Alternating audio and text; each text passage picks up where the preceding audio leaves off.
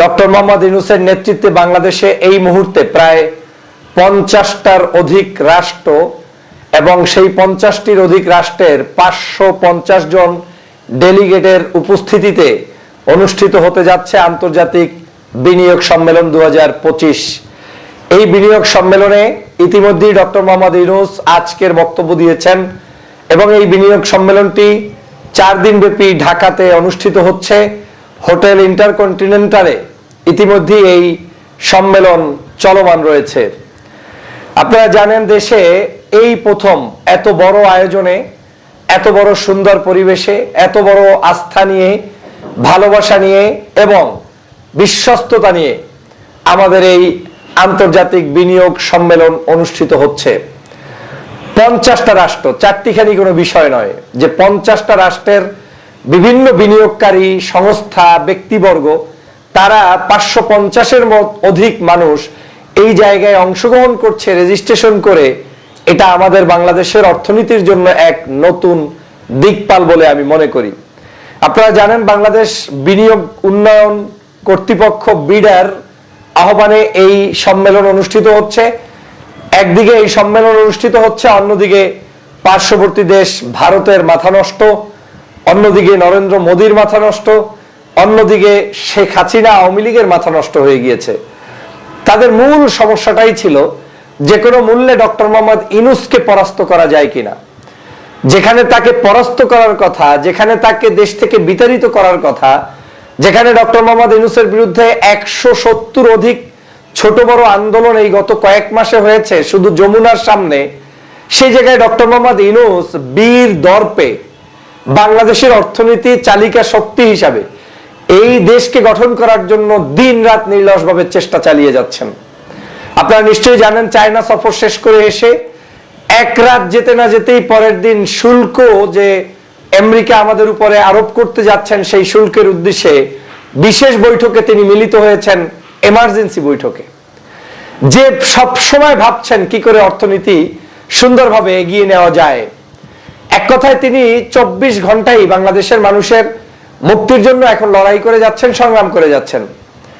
বাংলাদেশের বিজনেস পলিসিতে যে সামনের দিকে একটি সোনালী ভবিষ্যৎ, স্বর্ণালী যুগ অপেক্ষা করছে এবং এদেশের ব্যবসায়িক মানুষরা যে ডক্টর মোহাম্মদ ইউনূসের প্রতি কৃতজ্ঞতা জানাচ্ছে, আস্থা রাখছে, তা এই গত কয়েক মাসেই অনুমেয়। বিভিন্ন প্রান্তে আপনি কথা বলে দেখবেন, সবাই একই কথা বলবে, ইউনূসের উপরে আমাদের আস্থা রয়েছে, ডক্টর মোহাম্মদ ইউনূসকে আমরা এই ব্যবসা বাণিজ্য রাজনৈতিক স্থিতিশীলতার জন্য কামনা করি।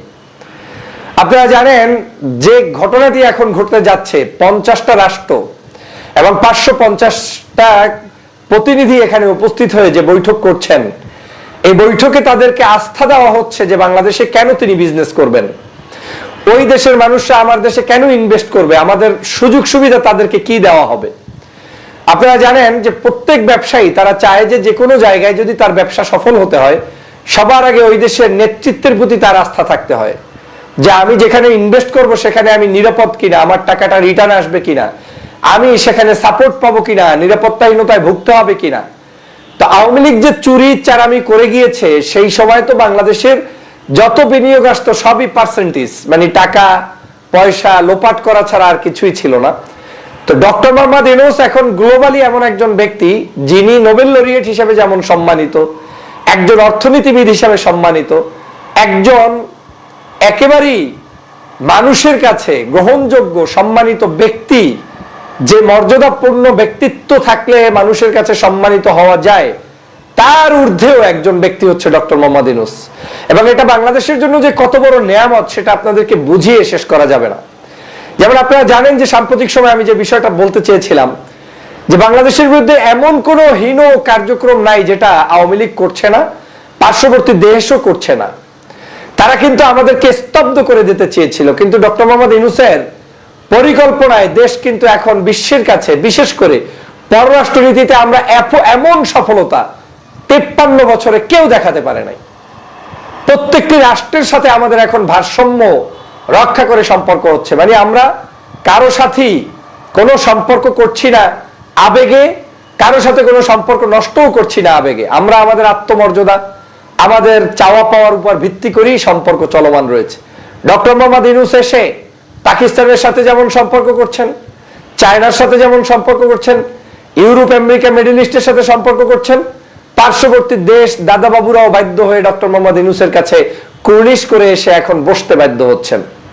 এত বড় একটি রমজান গিয়েছে, আপনি অনুভব করেন নাই বিদ্যুতের কোনো ঘাটতি নাই, খাদ্যে কোনো ঘাটতি নাই, 16 বছরে যে জুলুম নির্যাতনে ছিলাম তার কোনো অবস্থান নাই। কিঞ্চিত যে সকল প্রবলেম এখনো বাংলাদেশে আছে সেটা সময়ের অপেক্ষা, এটা সমাধানযোগ্য।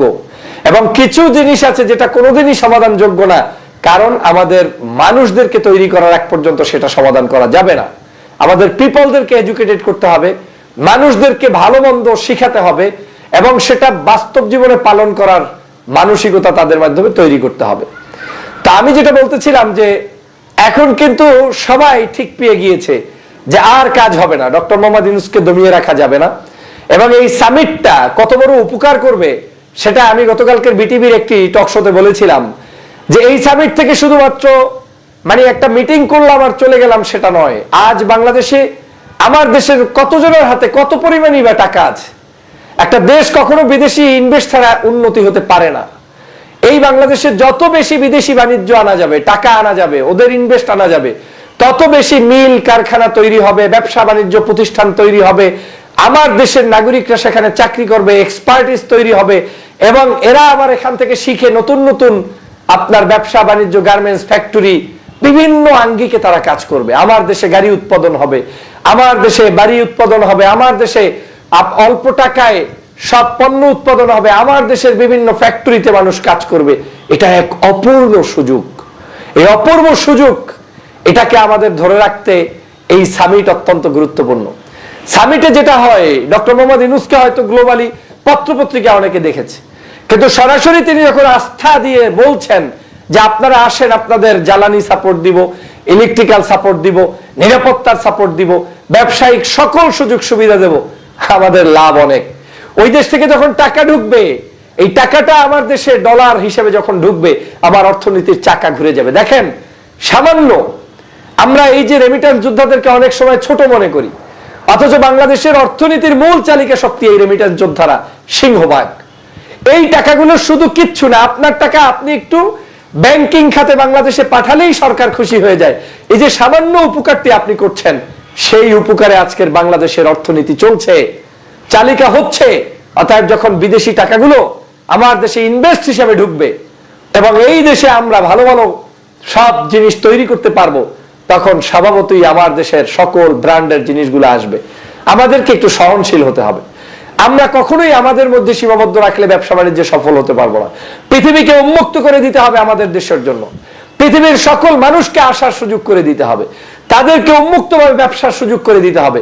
যে কোনো আন্দোলন সংগ্রাম হলেই যাতে কোনো ব্যবসা প্রতিষ্ঠানের উপরে আঘাত না আসে, সে বিষয়টা আমাদের দেশের নাগরিকদেরকে নিশ্চিত করতে হবে। কারণ এন্ড অফ দ্য ডেতে ওই প্রতিষ্ঠানই আপনার রেজিকের ব্যবস্থা করছে, এন্ড অফ দ্য ডেতে ওই প্রতিষ্ঠানেই আপনি চাকরি করছেন, এন্ড অফ দ্য ডেতে আমার দেশের রাজনীতি যতই খারাপ ভালো থাকুক, ওই প্রতিষ্ঠানের টাকায় কিন্তু অর্থনীতি ঘুরবে।